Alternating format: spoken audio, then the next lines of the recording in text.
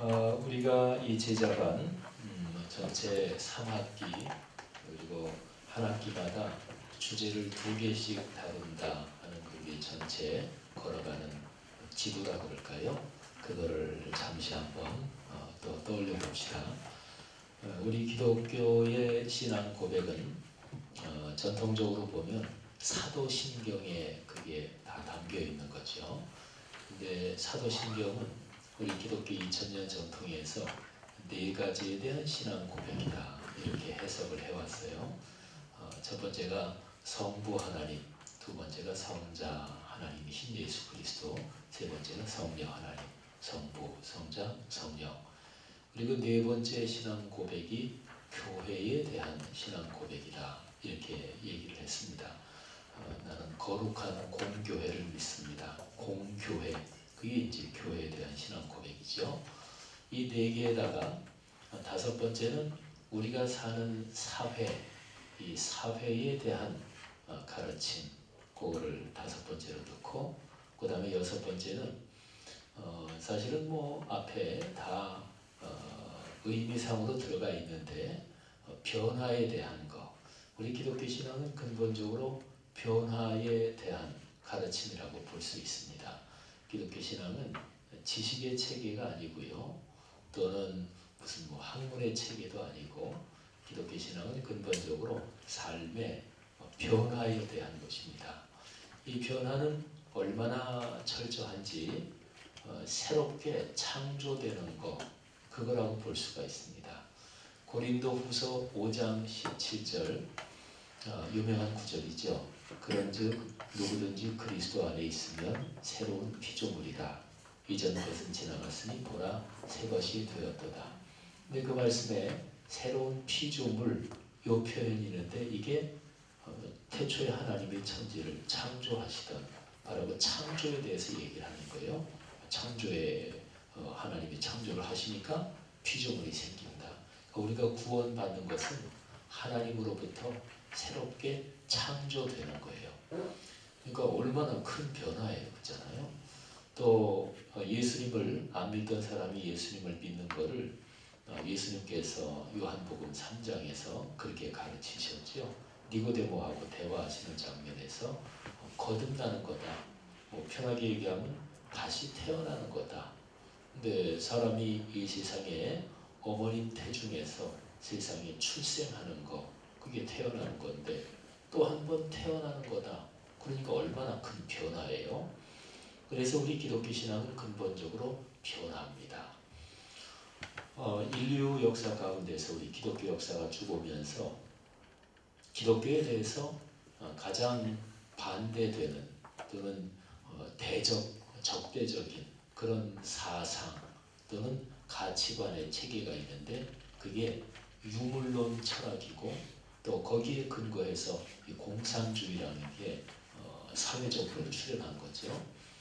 근데 유물론 철학, 뭐 공산주의는 이제 칼 마르크스, 엥겔스 이런 사람으로 해가지고, 그다음에 이제 러시아에서 1910년대 그때 혁명이 일어나면서 러시아 제국이 무너지고, 그리고 공산 소련이 이제 들어선 거잖아요. 근데 그런 실제적인 사회 집단으로 출현하기 전에 이 공산주의에 대한 사상, 이념적 기초, 철학적 기초를 놓은 사람들이 있어요. 근데 그 사람들 중에서 포이에르바하라는 그 독일 철학자가 있습니다. 그 포이에르바하, 이 사람은 무슨 얘기를 했냐면, 그 전까지가 이제 그 독일 철학 또는 철학의 역사에서 굉장히 말하자면 이 머릿속에 생각으로, 사고로 이런저런 거를 전개를 많이 했습니다.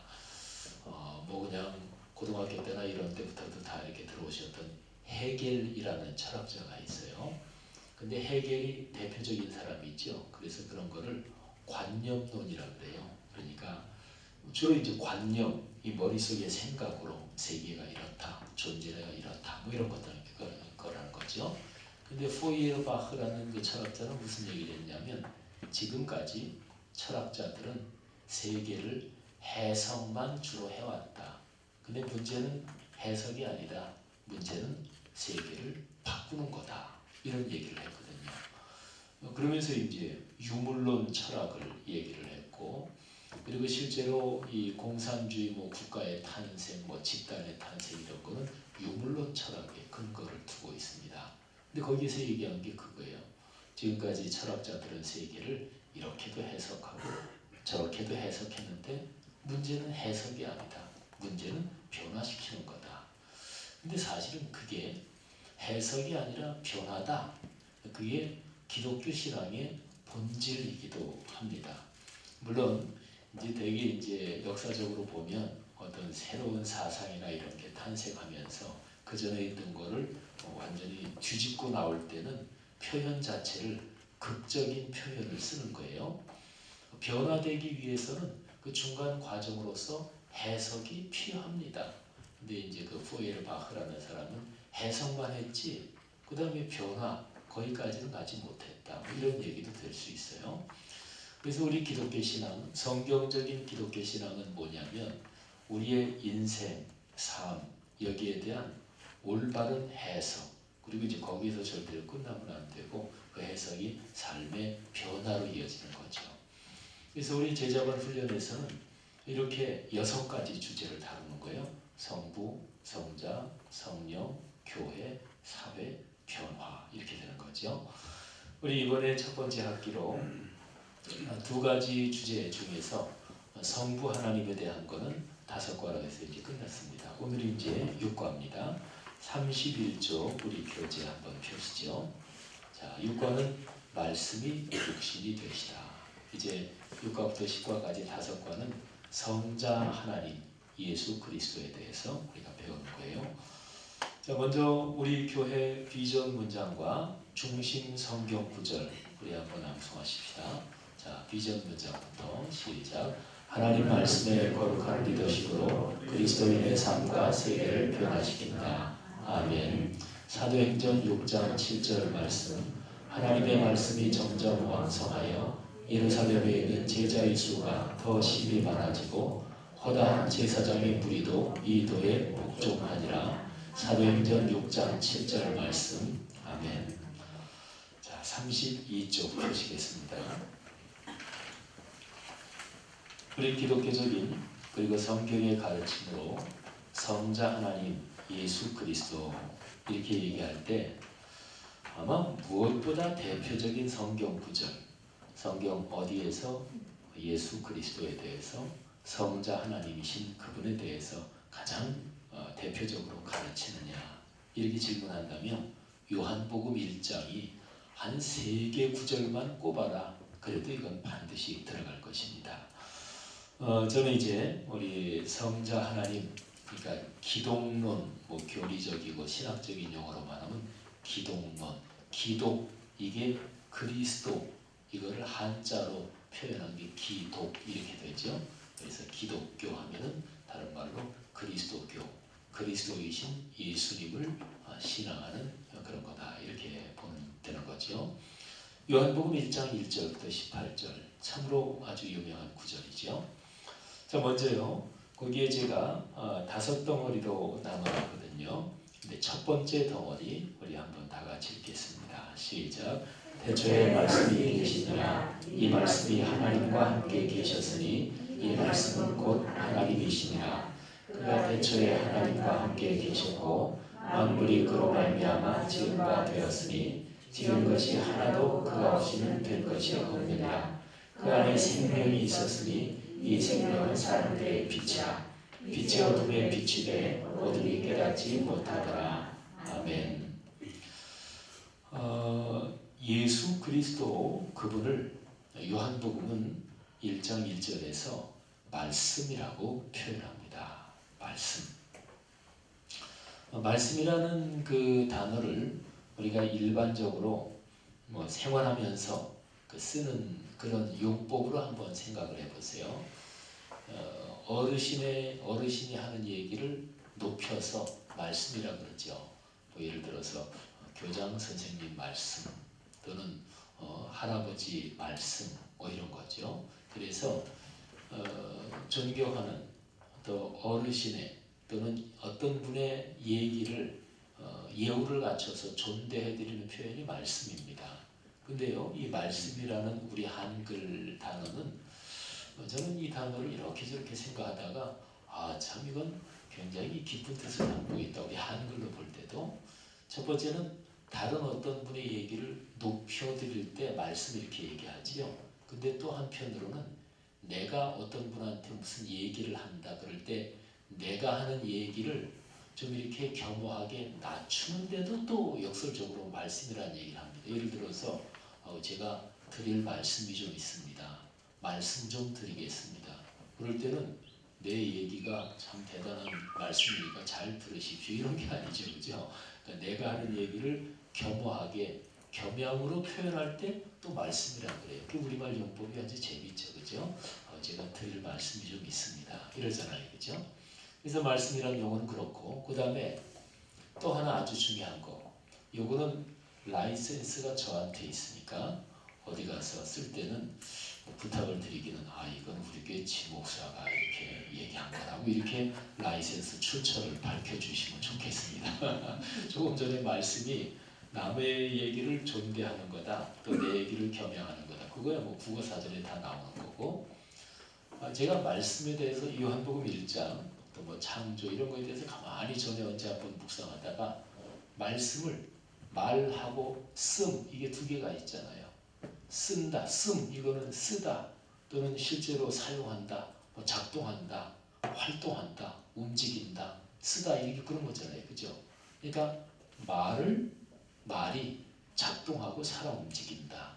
그럴 때 그 정도는 돼야 그거를 말씀이라고 한다. 이렇게 제가 생각을 했어요. 가만히 들여다보다가 말을 쓴다는 거구나. 말이 작동한다는 거구나. 뭐 이렇게 하면 성경 말씀은 성경 이 내용은 하나님의 말씀이니까 하나님의 말씀은 살아서 역사하잖아요. 그죠? 굉장히 속으로 감동이 되는데 표정 관리를 애써 하시는 걸로 제가 이해하겠습니다. 어쨌든 말씀 이 말씀이라는 것을 성경은 하나님을 말씀이라고 표현하는 거예요. 우리 교회 건물 저 바깥에서 이렇게 보면 왼쪽 위쪽에 영어 알파벳으로 로고스 그리고 이제 하트 표시 빨간 거 그리고 라이프 이렇게 써 있죠. 우리 교회가 처음에는 오른쪽 위에 말씀상 공동체 성락성결교회 이게 안 붙어 있었어요. 그거는 한 1년 만 1년이 훨씬 지나고 나중에 붙였어요. 우리 교회는 건물을 딱 짓고 왼쪽 위에 로고스 라이프 이것만 붙어 있었어요. 근데 보통 사람이 영어 단어 라이프 이거는 알잖아요. 그죠? 뭐 생명사 이건 알죠. 근데 보통 사람이 로고스는 모르잖아요. 그죠? 예수 믿는 사람은 이제 교회 다니면서 로고스 이렇게 들으면 그게 말씀을 의미하지 또는 예수 그리스도를 의미하지 이건 알지만 보통 사람 모르잖아요. 그래서 우리 교회 처음에 그것만 써붙였을 때는 사람들이 무슨 뭐 기업체 건물인가 이렇게 생각을 많이 했다는 거예요. 근데 그 로고스가 여기 요한복음 1장에 태초에 말씀이 계시니라 이 말씀의 헬라어 원어가 로고스예요. 태초에 로고스가 계셨다. 그리고 이제 14절로 내려오면 그 말씀이 육신이 되어 우리 가운데 거하시니 그랬는데 여기도 로고스예요. 로고스가 사람의 몸이 되셔서 우리 가운데 거하셨다. 근데 로고스라는 게 뭐냐면요. 어떤 신적인 존재를 가리키는 말이에요.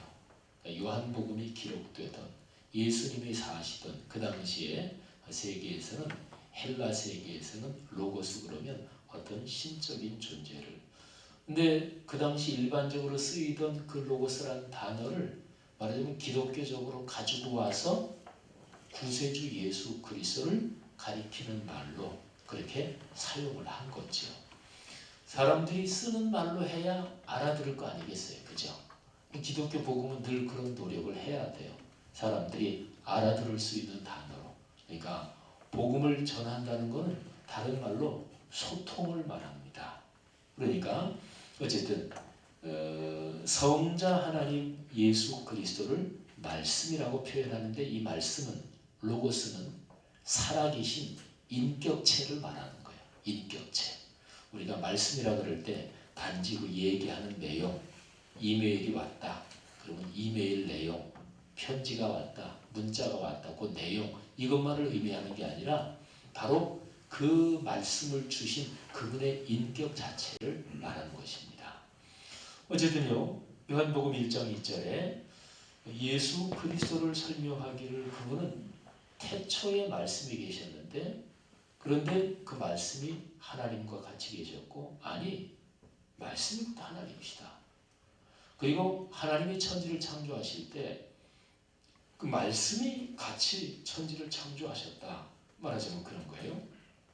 그리고 그 말씀을 생명이라고 얘기하고 빛이라고 얘기하고 뭐 그러면서 그 다음에 이제 세례 요한 얘기가 나와요.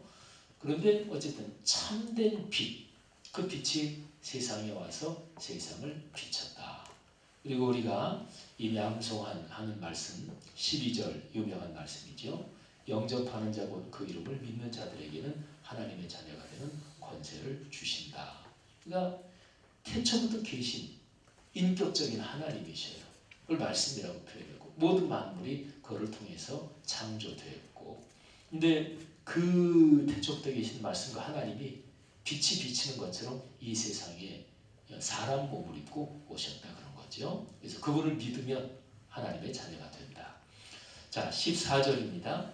언제나 요한복음 1장에서는 1절, 14절 그리고 건너서 18절 이렇게 세 절을 읽으면 요한복음 1장에서 얘기하는 예수 그리스도에 대해서 정리가 딱 되는 거예요. 14절 다 같이 읽겠습니다. 말씀이 육신이 되어 우리 가운데 거하시매 우리가 그의 영광을 보니 아버지의 독생자의 영광이요 은혜와 진리가 충만하더라. 아멘. 바로 창조의 주님이신 그 말씀이 육신이 되셨다. 사람 몸을 입으셨다. 우리 가운데 사셨다. 예수님은 실제로 역사적으로 2000년 전에 유대 땅에서 팔레스타인 땅에서 사셨으니까. 그런데 우리가 그의 영광을 보니 아버지의 독생자의 영광이요 은혜와 진리가 충만하더라. 하나님의 사람들에게 부어주시는 그 복이 그분을 통해서 드러나게 됐다. 그런 거죠. 여기에 은혜와 진리 이 말이 있죠. 우리 기독교인이 이 말을 참 많이 씁니다. 교회 이름 중에서 은진교회 이런 교회들 많이 있습니다. 그런데 이제 대개 요한복음 1장 14절 여기에서 딴 뭐 그런 게 많고 아이들 이름 어떤 분이 아이 이름을 다솔이 이렇게 지은 분도 봤어요. 아주 이쁜 이름이죠, 그죠? 다솔이 여자 이름으로도 괜찮고 남자 이름으로도 괜찮고 그게 어떤 단어의 첫 글자를 땄다고 이렇게 머릿속에 생각이 드십니까? 다솔. 네, 그만 다윗과 솔로 뭐 이렇게 해서 네, 그래서 뭐 다솔이 또 은혜와 진리 은진교회 뭐 이러죠. 또 은혜와 평강 이것도 성경에 굉장히 많이 나오는 말이에요. 은혜와 평강이 너에게 있을지어다. 그래서 은평교회 저쪽에 청호동 그쪽에 대로변에 은평교회라고 교회 건물도 꽤 크던데 근데 왜 은평구에 없는데 은평교회냐 그 은평구를 딴 게 아니라 이게 이제 은혜와 평강 이렇게 딴 거죠. 그런 거는 좋습니다.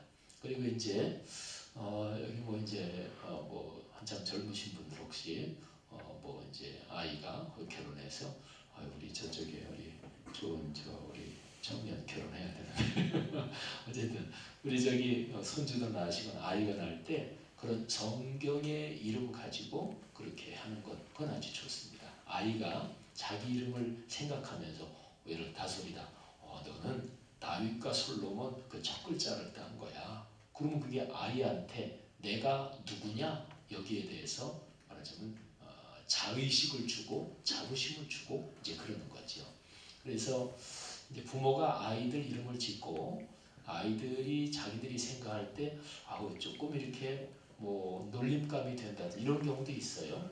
또는 여기 계신 나이 드신 분 중에도 그런 분들 많을 텐데 뭐 복순이라든지 뭐 명자라든지 뭐 이런 아주 전통적인 이름 있잖아요. 어떤 분들은 그런 이름에 대해서 촌스럽다 뭐 이렇게 생각하시는 분들이 있거든요. 근데 이름에 대해서는 적극적으로 말하자면 기독교적으로 해석하고 그런 인식을 가지는 게 굉장히 중요합니다. 어쨌든요 은혜와 진리가 충만하더라. 자, 그런데 예수 그리스도 그분이 바로 하나님을 보여주셨다 이런 거예요. 자, 1장 28절 또 밑줄 쳤죠. 다 같이 읽습니다. 본래 하나님을 본 사람이 없으되 아버지 품속에 있는 독생하신 하나님이 나타내셨느니라. 아멘. 하나님을 본 사람은 없어요. 하나님은 영이시니까. 그런데 그 하나님께서 자신을 우리 세상 사람들에게 보여주셨어요. 그게 바로 이 땅에 사람 몸을 입고 오신 예수 그리스도십니다. 아버지 품속에 있는 독생하신 하나님이 나타내셨다 이런 거죠. 자, 우리 기독교 신앙이라는 게요, 근본적으로 보면 아주 간단하게 얘기하면 또 쉽게 얘기하면 이런 겁니다. 아버지 하나님, 하나님으로부터 멀어졌던 사람들이 이게 죄죠. 타락이죠. 다시 하나님께 가는 거예요. 이게 구원이에요. 이게 잘 나타나 있는 게 누가복음 15장의 탕자의 비유. 거기 이제 탕자가 집 떠나서 아버지한테 저한테 물려줄 유산 주십시오. 이렇게 못돼 먹게 그냥 얘기하면서 그 아버지가 또 그냥 그래 라고 주니까 가지고 허랑방탕하잖아요. 아버지 집을 떠났잖아요. 그게 타락이에요. 그러니까 방탕한 자식, 탕자가 되는 거죠. 근데 돈 다 써버리고 그리고 나서 그냥 삶이 힘들어지니까 그때 이제 다시 아버지 집을 떠올리는 거죠. 그러면서 자기 잘못을 깨닫고 뉘우치는 거죠. 내가 하늘과 아버지께 죄를 지었다. 하나님과 아버지께 죄를 지었다. 아버지 집으로 돌아가자. 그래서 탕자가 돌아가요. 그래서 아버지가 그냥 아주 못된 자식을 굉장히 따뜻하게 맞이해 주잖아요. 아버지 품에 다시 안기는 거, 그게 구원이에요. 그러면 우리가 하나님 품에 다시 안겨야 되는데, 근데 하나님이 보여야 말이죠. 보여야 갈 거 아니겠어요, 그죠? 어디 계시는지 계신대로 가야 되는데, 근데 하나님이 영이시니까 안 보인단 말이에요. 그래서 안 보이시는 영이신 하나님을 눈에 보이게 그렇게 드러내 보여주신 게 바로 예수 그리스도신 거예요.